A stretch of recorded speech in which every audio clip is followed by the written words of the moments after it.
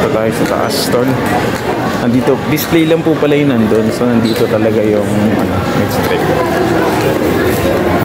Yan mga tol, dito na tayo sa loob ng malapit na hypermarket, no? Yan sa appliance. So, ito yung gawang Pinoy, oh. Made in the Philippines. Eureka Electric Appliance Philippines Corporation, A. Rodriguez, Oxford Compound, Santa Rosa. Boss, ano ako ng isa eh. Sige po. Ito yung mataas, di ba? So, Mitsutech gawang Pinoy, mga tol. Ayan, oh. So, kailangan ko na rin kasing bumili ng electric. Ay, ito pala yun. Kailangan ko na rin kasing bumili ng electric pan dahil yung ginagamit po natin ay hindi siya nagpapaling-paling. Kumbaga nakatutok lang siya, nakatutok lang. Ano mo, ito na, stand pan? Oo, yung stand pan. Yung testing, ha? Siyempre, testing yan. Ginawa natin yung testing. Ayun. Gawang Pinoy daw yan, boss, di ba? Anong masasabi mo dyan sa brand na yan? Maraming joke lang.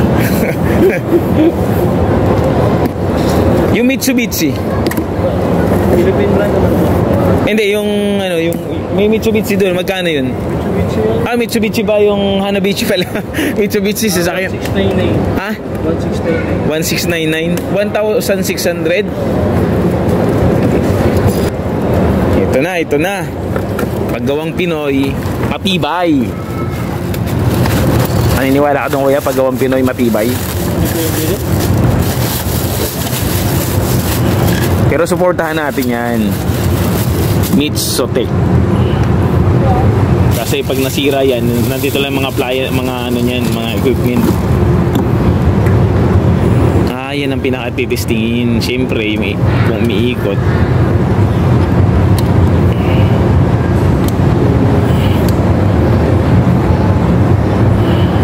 Warranty naman to, yung resibo tabi na lang.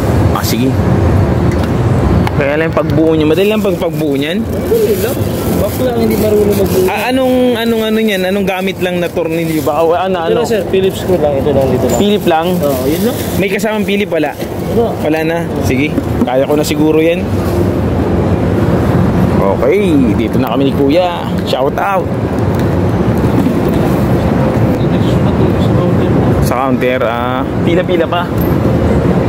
Ayun, o, tolo.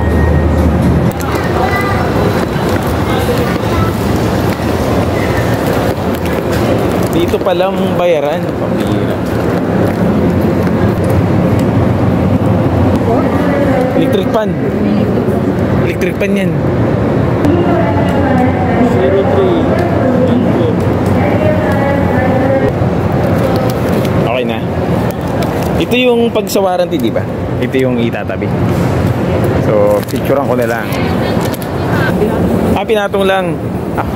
Okay na. Thank you. Mga tol, na dito, nakabili na tayo ng electric pan, gawang Pinoy. So, ano to? For the first time, nakabili na rin tayo ng electric pan, pangarap natin. Let's go, magpapa-sticker rin tayo. Magpapa-sticker tayo, tol. Kailangan pala ng sticker bago ilabas. Hello mga tol, ganun pala yun kapag bumili ka ng appliances. Pag nabayaran mo, hindi pala pwede ilabas ka agad. Kailangan lalagyan ng sticker. Ito, yan o, sticker. Yan o, sticker. Shout out. Ayun!